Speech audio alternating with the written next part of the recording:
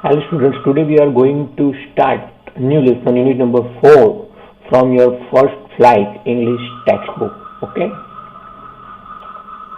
The name of the lesson is, as you can read on the screen, from the diary of Anne Frank. From the diary of Anne Frank.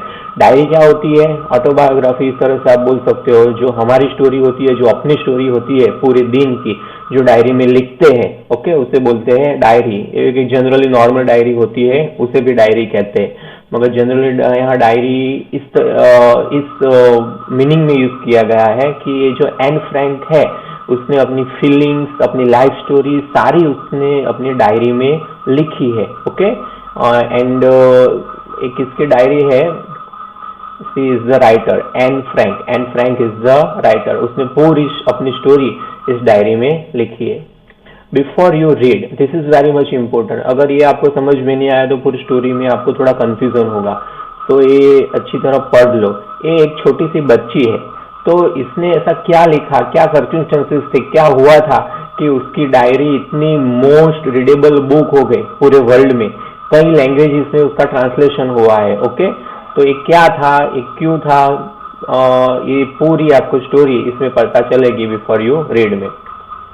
एनालिस Mary Anne Frank, 12 जून 1929 उसकी birth date है। फरवरी मार्च 1945 और 45 को उसकी death हो गई थी। Was a German born Jewish girl. उसका born हुआ था जर्मनी में। ओके। ज्यूविश गर्ल थी, who wrote while in hiding with her family and 4 friends in Amsterdam during the German occupation of the Netherlands in World War II.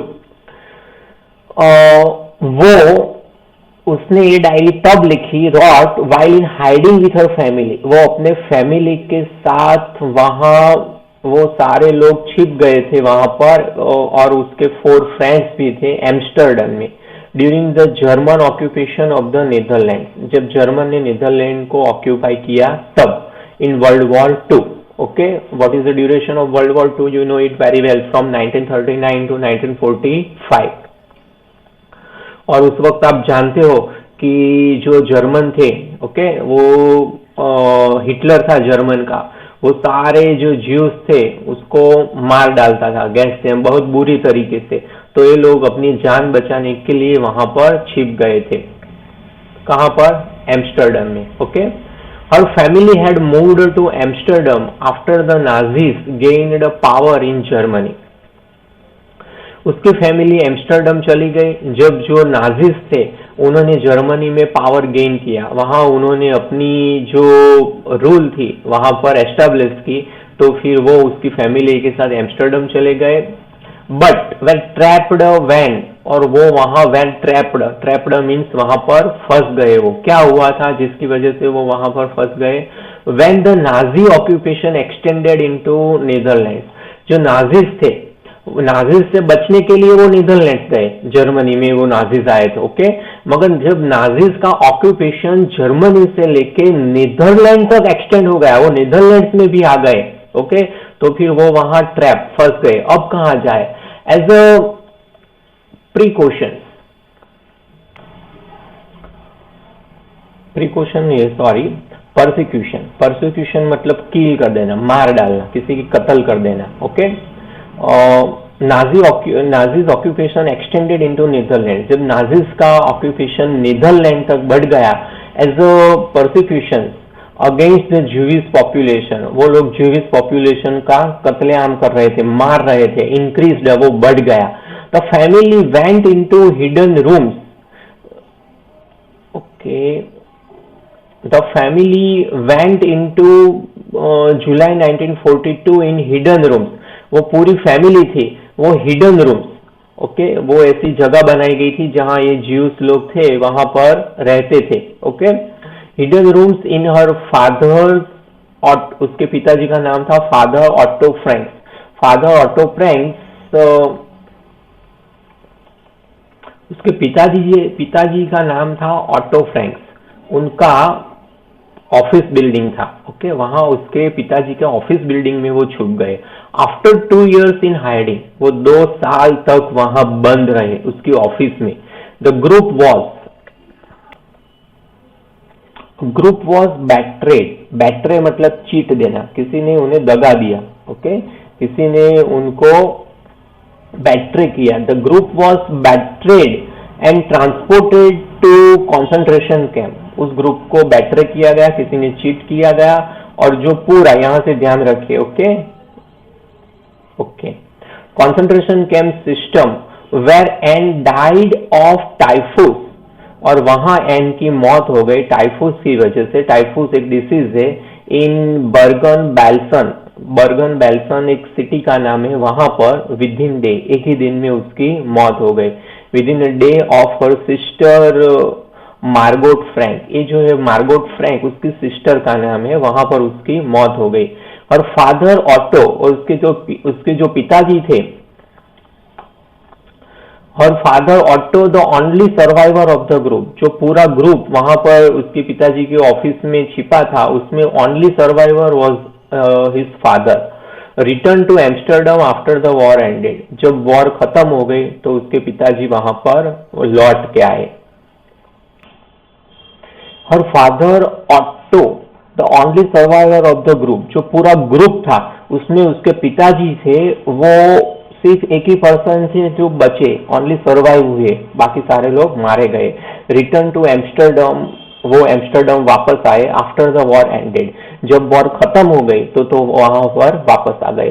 To find that her diary had been saved, और उन्होंने देखा कि जो मेरी बेटी है N, उसने diary लिखी है, और वो डायरी उसने सेफ जगह पर रखी थी। Convinced that it was a unique record, उसके पिताजी ने जब वो पढ़ी तो उन्हें लगा कि उसने जो सारी एक्सप्रेशंस लिखी है during their hiding in Amsterdam, वो एक यूनिक रिकॉर्ड है, वो एक ऐसा रिकॉर्ड है, उसकी अपनी सोच, एक छोटी सी लड़की क्या सोचती है। It took action to have it published, तो उन्होंने वो डायरी पब्लिश करवाई इन इंग्लिश में, इंग्लिश लैंग्वेज में, अंडर द नेम, और उस बुक का नाम रखा the diary of a young girl, the diary of a young girl, okay. The diary was given to Anne Frank, okay,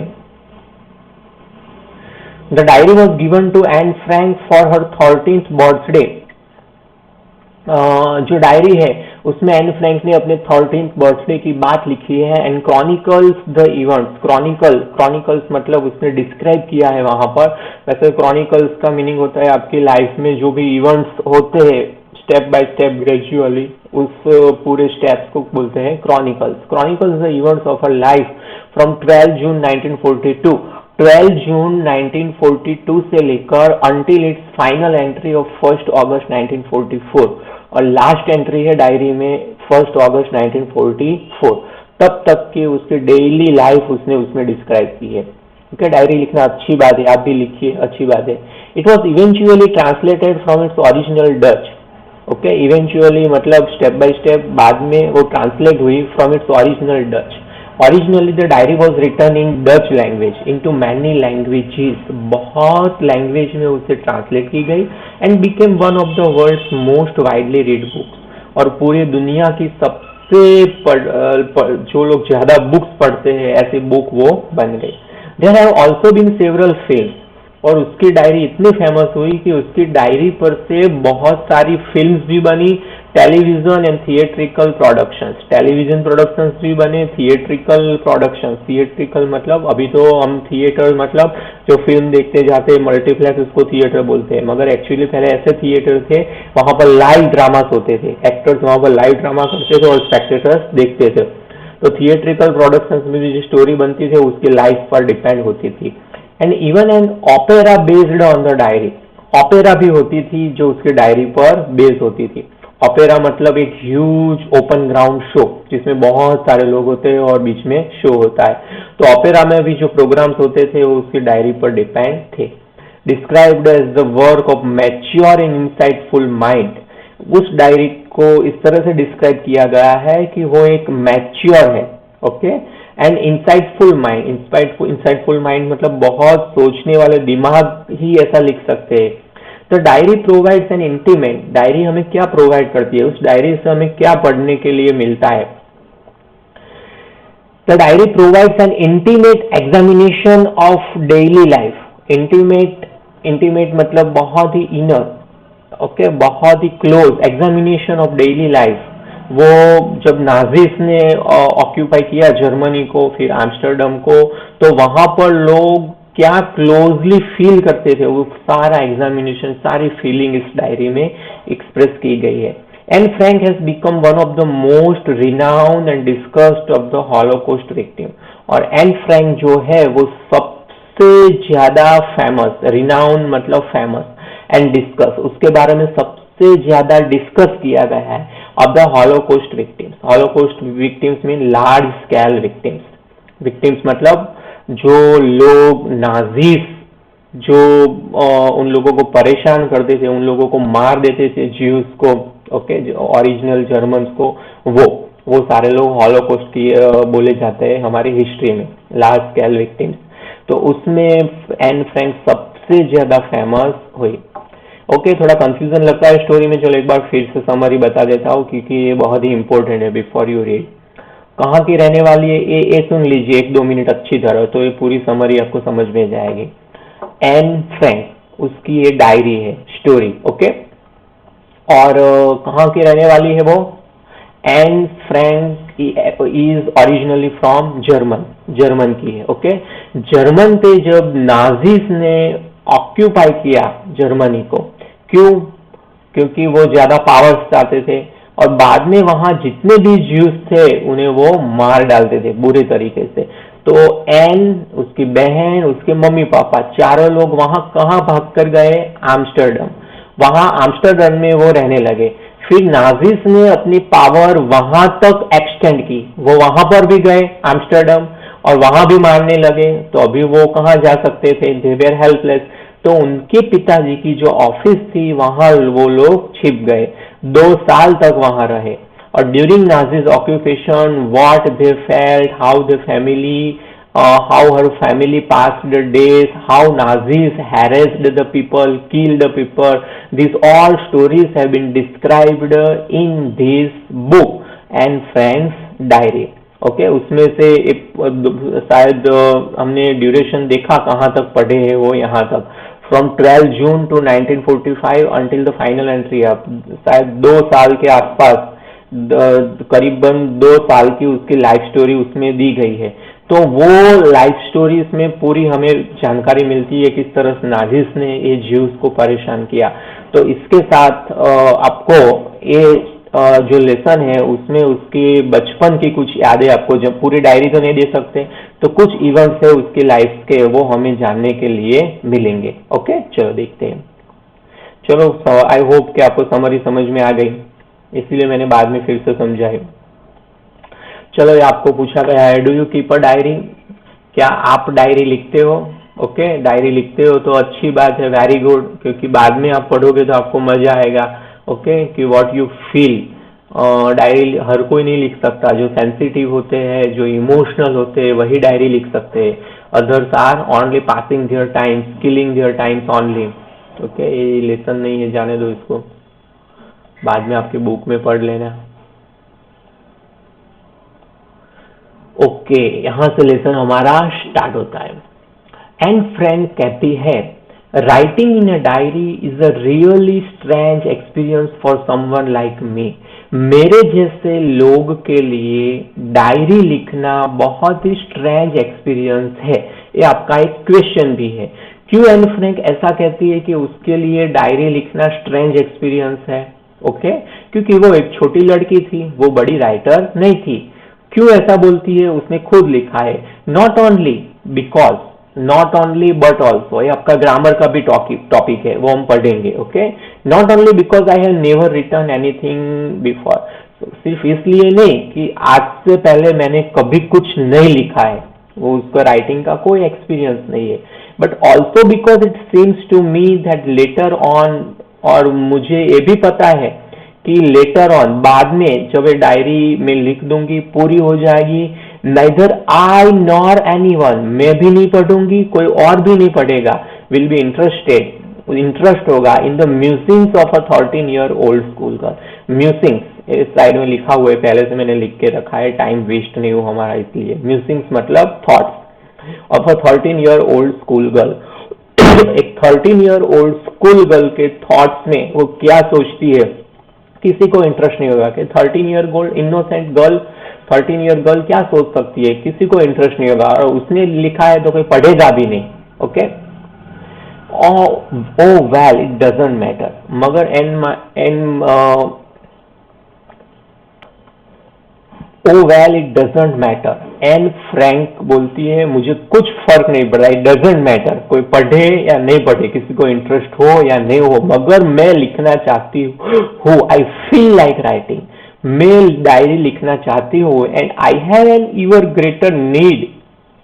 और मुझे नीड भी है, और छोटी सी नीड नहीं है, बड़ी सी नीड है, to get all kinds of things off my chest. Okay. मेरे दिल में जो फीलिंग्स है, all kinds of things off my chest मतलब फीलिंग्स टू शेयर. मेरे दिल में इतना कुछ है, वो मैं शेयर करना चाहती हूँ. अभी आपके दिल में कुछ बात है तो आप किसके साथ शेयर करेंगे? आपके मम्मी पापा के साथ, या कुछ बातें हैं आपके फ्रेंड्स के साथ आप शेयर करेंगे. ओके. मगर फ्रेंड्स ही नहीं है तो फिर कौन सा रास्ता बचा? जो बात फ्रेंड्स से शेयर करते हैं, तो फ्रेंड्स नहीं है तो किसके साथ शेयर करेंगे? ओके. Feeling to share. तो मेरी फीलिंग्स शेयर करने के लिए मैं डायरी लिखना चाहती हूँ. ओके. तो अगर ऐसा क्वेश्चन आए, why does Anne Frank want to write a diary, तो आप लिख सकते हो. Okay. Anne Frank wants to write a diary because she wants to share her feelings. She wants to share all kinds of things from her chest with others. She doesn't have any friends. So she decides to write a diary herself. इस तरह से आप लिख सकते हो. Question भी है आपका. और अभी आंसर पूरा नहीं हुआ, इसमें से भी आप सेंटेंसेस लिख सकते हो. एक दूसरा भी रीजन है, वो क्यों डायरी लिखती है. एन फ्रैंक बोलती है paper has more patience than people. लोगों से ज्यादा पेपर में ज्यादा पेशेंस होता है. पेपर मतलब कागज जिस पर आप लिख सकते हो. लोगों में पेशेंस नहीं होता. अगर लोगों से आप कुछ बात कहेंगे तो क्या होगा, वो नहीं सुनेंगे, शायद ऐसा होगा, या आधा सुनेंगे फिर ऐसे देख के बैठ जाएंगे. ओके. इस तरह से होगा. मगर जो पेपर है, पेपर ऐसा नहीं करेगा. पेपर ऐसे ही रहेगा, वो उड़ के नहीं चला जाएगा कि चलो अभी मत लिखो मेरे पर. इसलिए ये प्रोवर्ब भी है. ओके. एन फ्रैंक कहती है पेपर में लोगों से ज्यादा पेशेंस होता है. I thought of this saying. Saying means proverb, कहावत. On one of those days, ये मैंने सोचा उस दिनों में से एक दिन में, when I was feeling a little depress, जब मैं थोड़ा डिप्रेस फील कर रही थी, and was sitting at home with my chin in my hands. और मैं घर पर ऐसे मेरी चिन, मेरे हैंड्स पे, इसे बोलते हैं चिन, मेरे हैंड्स में लेके ऐसे बैठी थी. ओके. बोर्ड थी, मैं बोर हो गई थी, लिस्टलेस हो गई थी. ओके. लिस्टलेस का मतलब क्या होता है, यहाँ पर लिखा है देखो, लिस्टलेस, विथ नो एनर्जी और इंटरेस्ट. एनर्जी नहीं होना, इंटरेस्ट नहीं होना. Okay. In my hands, bored and listless, wondering whether to stay in or go out. मैं वंडर कर रही थी कि मुझे अब मैं क्या करूँ, इतनी बोर हो गई, घर पे रहूँ या बाहर जाऊँ. तो फिर फाइनली उसने क्या डिसाइड किया, I finally stayed where I was. Finally मैंने ये डिसाइड किया जहां मैं हूँ वहीं पर रहूंगी. ब्रूडिंग. ब्रूडिंग का मतलब क्या होता है, यहाँ लिखा है डीप थॉट्स, इन डीप थॉट्स. ब्रूडिंग मतलब इन डीप थॉट्स. मैं बहुत गहरा सोचने लगी. Yes, paper does have more patience. हाँ, सही बात है, पेपर में लोगों से ज्यादा पेशेंस होती है. And since I am not planning to let anyone else read this stiff backed. Stiff backed मतलब अच्छी तरह बाइंडिंग की गई बुक. मेरा ऐसा कोई प्लानिंग नहीं था कि ये जो मैं डायरी लिखती हूँ वो पब्लिश होगी या बहुत सारे लोग पढ़ेंगे. ये मेरी नोटबुक को ग्रैंडली, ग्रैंडली मतलब प्राउडली मैनर, ग्रैंडली मतलब proudly manners, proud manner. Okay. Grandly refer to as a diary.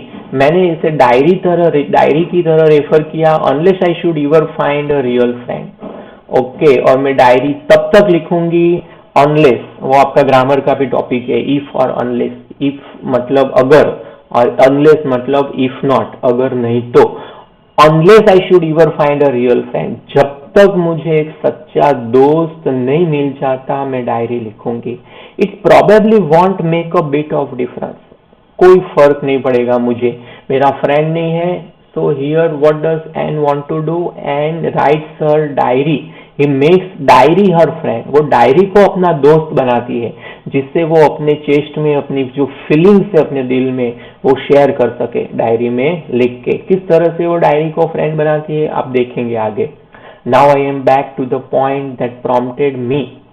अभी मैं ये पॉइंट पर आई हूँ that prompted me. Prompted मतलब तुरंत, ओके क्या उसको फीलिंग्स हुई to keep a diary in the first place. सबसे पहले मैं डायरी लिखूंगी, I don't have a friend, मेरे पास कोई फ्रेंड नहीं है तो मैं डायरी लिखूंगी, डायरी ही मेरी फ्रेंड होगी।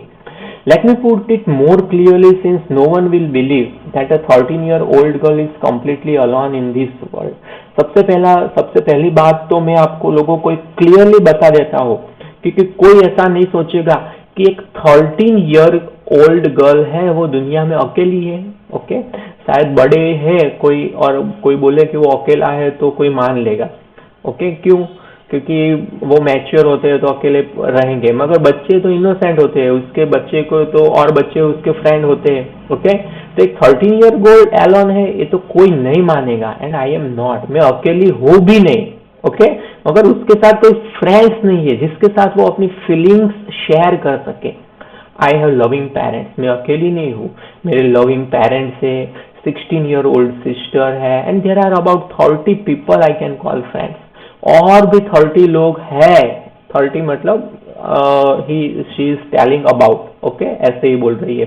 और भी कई लोग हैं जिसे मैं फ्रेंड्स बोल सकती हूँ, मगर कोई सच्चा दोस्त नहीं है। आई हैव अ फैमिली, मेरी फैमिली है, लविंग आंट्स है एंड अ गुड होम, एक मेरा अच्छा घर भी है। No, on the surface I seem to have everything. अगर आप मुझे ऐसे ही देखेंगे ऑन द सरफेस तो मेरे पास सब कुछ है, ऐसा कुछ नहीं है जो मेरे पास नहीं है, except my one true friend. एक सच्चा दोस्त मेरे पास नहीं है, इसीलिए मैं मेरी फीलिंग्स शेयर करने के लिए डायरी लिखना स्टार्ट कर रही हूँ।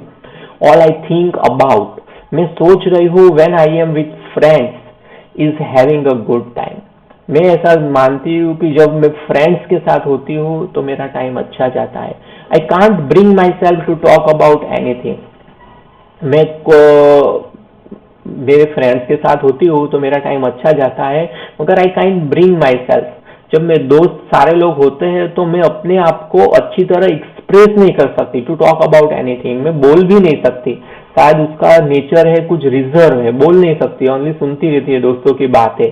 बट ऑर्डिनरी एवरीडे थिंग्स, मेरे दिल की बातें हैं वो मैं शेयर नहीं करती, बस ऑर्डिनरी एवरीडे थिंग्स की बातें मैं करती रहती हूँ। We don't seem to be able to get any closer. हम लोग क्लोजर अपनी जो सीक्रेट्स होते हैं जो फ्रेंड्स के साथ ही शेयर करते हैं, इस तरह से हम बात नहीं कर सकते, and that is the problem. और वही एक प्रॉब्लम है। Maybe it is my fault, शायद वो मेरा फॉल्ट है, and that we don't confide in each other. ये कन्फाइड मतलब क्या होता है? कॉन्फिडेंशियल।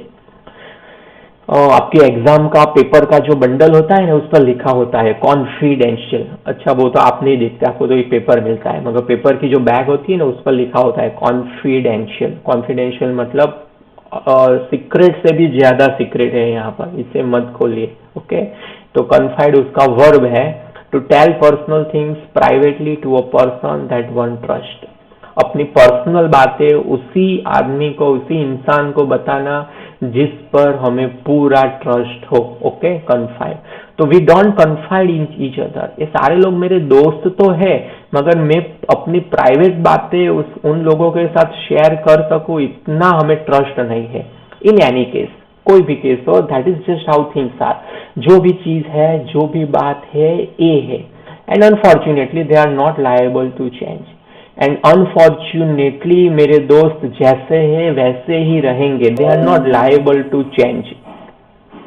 लायबल टू चेंज मतलब वो कभी बदलेंगे भी नहीं, ऐसे ही रहेंगे। ऐसा वक्त नहीं आएगा कि मैं उस पर ट्रस्ट कर सकूं और अपनी सारी बातें मैं उन लोगों के साथ शेयर कर सकूं। This is why I have started the diary. इसीलिए मैंने डायरी लिखना स्टार्ट किया है, to enhance the image of this long awaited friend. Enhance मतलब बढ़ाना, इमेज मतलब एक इमेज, किसकी इमेज? मेरे फ्रेंड की। लॉन्ग, और कैसा friend? Long awaited. Long awaited मतलब बहुत लंबे वक्त से जिसका मैं इंतजार कर रही थी, ऐसा मेरा फ्रेंड इन माय इमेजिनेशन, वो उस डायरी है उसका फ्रेंड है, ओके, तो वो ऐसे चलता हुआ दोस्त तो है नहीं, इसके इमेजिनेशन में है। I don't want to jot down the facts in this diary the way most people would do. Generally, most people किस तरह से डायरी लिखते हैं? Today I got up at 6 o'clock, then I read the newspaper, then I had a quarrel with my friend, then I took breakfast, then I attended the school. In the school, the teacher checked the homework. I did not do the homework, but I gave the teacher the false reason, but the teacher excused me, I was sorry. ऐसे ही ऐसे तैसे अपने जो thoughts होते हैं इस तरह से लोग डायरी में लिख डालते हैं। अगर आप भी डायरी लिखना स्टार्ट करोगे तो इस तरह से ही लिखोगे। तो एन फ्रैंक हमें क्या बताती है कि जिस तरह से मोस्ट ऑफ लोग अपने जो लाइफ की जो फैक्ट्स जॉट डाउन करते हैं, जॉट डाउन मतलब टू राइट डाउन क्विकली, ऐसे क्विकली लिख देना, okay, most people would do. मैं ऐसा नहीं करूंगी, मैं ऐसा नहीं चाहती, but I want the diary to be my friends. मैं डायरी को मेरा दोस्त बनाना चाहती हूँ, and I am going to call this friend Kitty. और ये जो मेरा दोस्त है, इस दोस्त का नाम मैंने रखा है किटी, ओके। उस दोस्त का नाम क्या रखा है उसने? किटी। तो डायरी का नाम क्या रखा है उसने? किटी। क्यों? क्योंकि डायरी को वो दोस्त की तरह एड्रेस कर रही है, इसीलिए, ओके। चलो यहां तक आपको समझ में आया? यस। तो भी एक बार समरी देख लेते हैं जिससे आपको कोई कंफ्यूजन नहीं हो। एन फ्रैंक की एक डायरी है। Anne Frank is from Germany. Germany को नाजीज ने ऑक्यूपाई किया during the second world war. वो लोगों की ज्यूज की कत्ल कर रहे थे, मार रहे थे। तो एन फ्रैंक और उसकी फैमिली भाग के आम्स्टरडम चले गए, फिर वहां रहने लगे। नाजीज ने अपनी पावर वहां भी एक्सटेंड की, वहां भी आ गए, तो फिर वहां भी उनको जान का खतरा था। तो फिर वहां वो लोग अपने पिताजी की जो ऑफिस थी वहां 2 साल तक छिप के वहां पर रहे, और वहां पर एन फ्रैंक ने अपनी डायरी लिखी। एन ने डायरी क्यों लिखी, ये पूरा डिस्क्रिप्शन ये पेज में हमने देखा। एन के कोई फ्रेंड्स नहीं है, एन के पास दिल में ऐसा बहुत कुछ है जो वो शेयर करना चाहती है अपने दोस्त के साथ। उसके दोस्त तो बहुत है, मगर ऐसा दोस्त नहीं है जिसके साथ वो सब कुछ शेयर कर सके। इसीलिए वो डायरी लिखना स्टार्ट करती है और अपनी डायरी को अपना दोस्त बनाती है, और अपने दोस्त को एक नाम भी देती है, और वो जो नाम देती है वो है किटी। अपनी दोस्त को जो नाम देती है वो है किटी, ओके।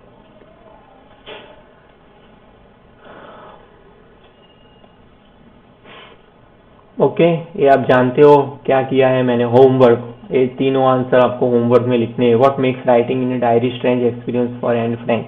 एन फ्रैंक को डायरी लिखना क्यों स्ट्रेंज एक्सपीरियंस लगता है? वो पहले पैराग्राफ में था, क्योंकि she is not any professional writer, she doesn't have any experience of writing, okay, वो सब कुछ लिखना है। Why does Anne want to keep a diary? Anne क्यों डायरी लिखना चाहती है? Why did Anne think she could confide more in her diary than in people? ये भी बहुत इंपॉर्टेंट आंसर है। एन ऐसा क्यों सोचती है कि लोगों से ज्यादा उसको डायरी में ज्यादा कॉन्फिडेंस है, डायरी में ज्यादा ट्रस्ट है, उसके साथ कन्फाइड कर सकती है, अपने सीक्रेट शेयर करती है। पीपल है more patience than people, okay, वो सारी बात आपको वहां पर एक्सप्लेन करनी है। तो ये तीनों आंसर आपको होमवर्क में लिखने हैं, okay. Since no one would understand a word of my stories, since no one would understand a word of my stories to Kitty, ये जो मेरी दोस्त है किटी, उसको जो मैं बता रही हूँ मतलब लिख रही है डायरी में। If I were to plunge writing, plunge मतलब to start writing. If I were, जैसे कि मैंने लिखना स्टार्ट किया है, अभी मैं कोई प्रोफेशनल राइटर नहीं हूँ। I would better provide a brief sketch of my life. तो सबसे पहले तो मैंने लिखना स्टार्ट किया है, तो मैं मेरी लाइफ का ब्रीफ स्केच देती हूँ कि मेरी लाइफ कैसे स्टार्ट हुई, यहाँ तक मैंने क्या किया, एक छोटा सा मैं स्केच दे देती हूँ। Much as I dislike doing so, okay. और मुझे कोई डिसलाइक नहीं है ऐसा करने में, तो मेरी लाइफ का मैं छोटा सा स्केच देती हूँ, तो इसमें भी आपके शॉर्ट आंसर से ध्यान रखिए। उसकी लाइफ का ब्रीफ स्केच पहले देती है, फिर उसका एक या दो इवेंट उसकी लाइफ की वो शेयर करेंगी, वो हम पढ़ेंगे। एन कहती है, my father the most adorable father I have ever seen. मैंने अभी तक जितने लोगों को देखा है उसमें मेरे फादर सबसे ज्यादा एडोरेबल है। एडोरेबल मीन्स एप्रिसिएबल, जिनको मैं सबसे ज्यादा एप्रिसिएट करती हूँ, प्रेज करती हूँ। Didn't marry my mother until he was 36। जब तक वो 36 ईयर्स के नहीं थे तब तक उन्होंने मेरी मदर से शादी नहीं की थी। And she was 25। मेरी मदर की एज थी 25, फादर की एज थी 36, तब उन्होंने शादी की। माई सिस्टर मार्गोट, मेरी एक बहन है, उसका नाम है Margot, was born in Frankfurt in Germany in 1926। मेरी बहन का बर्थ जर्मनी में फ्रैंकफर्ट में हुआ था 1926 को, और वो अपनी बात बता रही है। आई वॉज बॉर्न ऑन 12 जून 1929।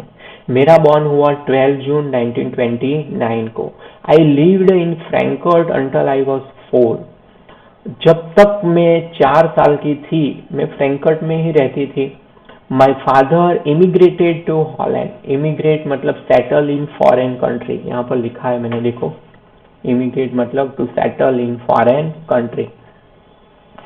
मेरे पिताजी 1933 में हॉलैंड चले गए।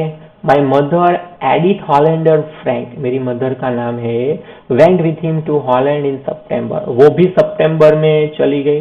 ओके, पिताजी गए 1933 में, in the middle of the year perhaps, और सितंबर में मेरी मदर भी वहां पर चली गई। वाइल, तो वो दोनों बच्चियां कहाँ रही, उसकी सिस्टर और Anne Frank. While Margot and I were sent to Aachen. Aachen एक सिटी का नाम है जर्मनी का, to stay with our grandmother. उसकी ग्रैंड मदर थी आचन में, जर्मनी में, तो ग्रैंड मदर के पास दोनों बच्चों को छोड़ के उसके पेरेंट्स वहां पर चले गए। कहाँ पर? हॉलैंड में। मैरगॉट वेंट टू हॉलैंड इन दिसंबर। सितंबर में गए, सितंबर, अक्टूबर, नवंबर, और दिसंबर में मैरगॉट भी हॉलैंड चली गई। अभी मैं अकेली थी मेरी दादी के पास। And I was sent to Aachen to stay with our grandmother. Okay, sorry, ये तो हो गया था, sorry. Margot went to Holland in December. फिर सितंबर के बाद दिसंबर में मार्गोट भी हॉलैंड चली गई। I followed in February when I was plunked down on the table as a birthday present for Margot. और मैं भी फरवरी में चली गई और वहां पर मुझे प्लंक डाउन मतलब पुल डाउन, यहाँ पर लिखा है देखो, प्लंक डाउन।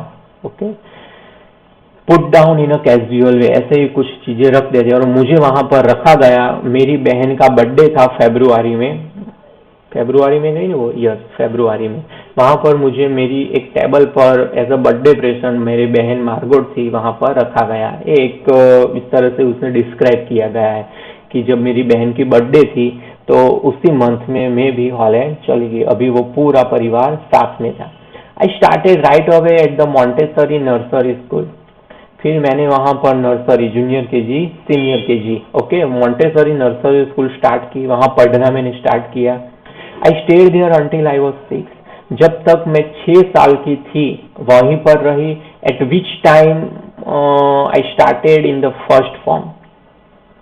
और जब मैं 6 साल की थी तो मैं फर्स्ट फॉर्म में आई। फॉर्म मतलब स्टैंडर्ड, कक्षा। जब मैं पहली कक्षा में पढ़ना मैंने स्टार्ट किया। इन द 6th फॉर्म, जब मैं 6th स्टैंडर्ड में आई, माई टीचर वॉज मिसिस कूपरस। तब मेरे टीचर थे मिसिस कूपरस, द हेड मिस्ट्रेस मतलब वो प्रिंसिपल थे। At the end of the year, और उनके साथ उसकी बॉन्डिंग इतनी थी, जब पूरा साल खत्म हुआ, we were both in tears, तो हम दोनों रोने लगे।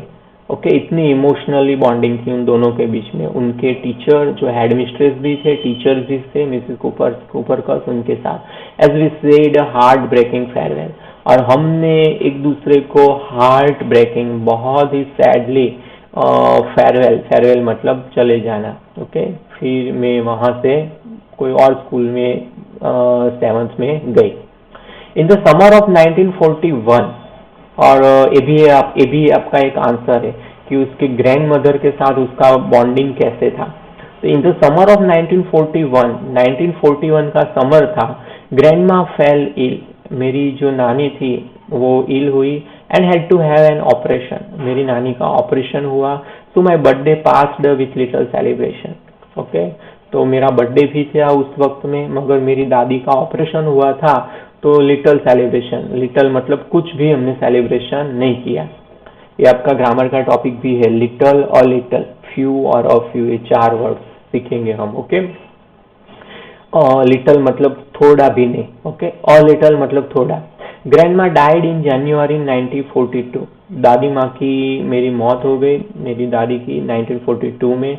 No one knows how often I think of her, मगर ये जो एन फ्रैंक इतनी इमोशनल थी, वो कहती है कि किसी को नहीं पता मैं कितना उनके बारे में सोचती हूँ, मेरी नानी के बारे में, एंड स्टिल लव हर, अभी भी मेरी नानी को मैं चाहती हूँ। This birthday celebration 1942 was intended to make up for the other, और ये जो मेरी बर्थडे का सेलिब्रेशन था 1942 में, was intended to make up for the other. Actually मैंने ये बर्थडे सेलिब्रेशन किसी और के लिए किया था, और वो थी मेरी दादी माँ, मेरी grandmother, and grandma candle was lit along with the rest, और जो कैंडल जल रही थी उसके साथ मैंने दादी माँ के लिए भी मेरी कैंडल जलाई थी। The 4 of us are still doing well. अभी तक हमारी लाइफ में कुछ भी ऐसा नहीं हुआ था जो अनप्रॉपर और बहुत अच्छी तरह हमारी जिंदगी चल रही थी। And that brings me to the present date of 20 June 1942, और अभी आज तक 20 जून 1942 को अभी ये मैं लिख रही हूँ। And the solemn dedication of my diary, solemn means only, okay, solemn means secrets को भी सॉलम कहते हैं। ओके, मगर यहाँ only dedication of my diary, dedication मतलब समर्पित करना, ये पूरी मेरी लाइफ मेरी फैमिली को समर्पित करती हूँ इस डायरी में। और ये अगेन आपके लिए होमवर्क है, आपको लिखना है दोनों question. Why does Anne provide a brief sketch of her life, Anne अपनी लाइफ का ब्रीफ स्केच क्यों प्रोवाइड करती है। What tells you that Anne loved her grandfather, आप कैसे कर सकते हो कि एन अपनी दादी माँ को चाहती थी। अपने आप लिखना है आंसर, बहुत इजी है। ओके, और यहाँ पर उसकी डायरी का एक दूसरा पेज है। पहले यहाँ तक उसने अपनी फैमिली का इंट्रोडक्शन दिया कि उसकी फैमिली का ब्रीफ स्केच दिया, और यहाँ से उसकी डायरी, जिसे वो डायरी को डियरेस्ट किट्टी के नाम से उसे एड्रेस करती है, यहाँ से स्टार्ट होती है। तो आज के लिए इतना ही स्टॉप करते हैं, और आई होप आप लोगों को मैंने जो कुछ समझाया समझ में आया है। कोई भी प्रॉब्लम है, कुछ भी आपको क्वेरी है, without any issue, do right in the comment. Okay, thank you बेटा, बाय, सी यू।